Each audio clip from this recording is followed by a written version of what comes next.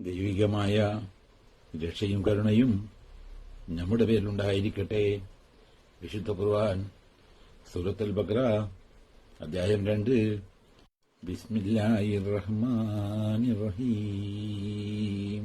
وقلنا يا آدم اسكن أنت وزوجك الجنة وكلا منها رغدا حيث شئتما ولا تقربا هذه الشجرة فتكونا من الظالمين.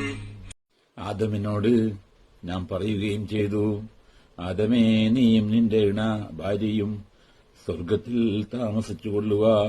അതിൽ നിന്ന് നിങ്ങൾ ഉദ്ദേശിച്ചിടത്തു നിന്ന് സുഭിക്ഷമായി രണ്ടാലും ഭുജിച്ചുകൊള്ളുക. ഈ വൃക്ഷത്തെ നിങ്ങൾ സമീപിക്കുകയും അരുത്, എന്നാൽ നിങ്ങൾ രണ്ടുപേരും അക്രമങ്ങളിൽപ്പെട്ടവരായിത്തീരും.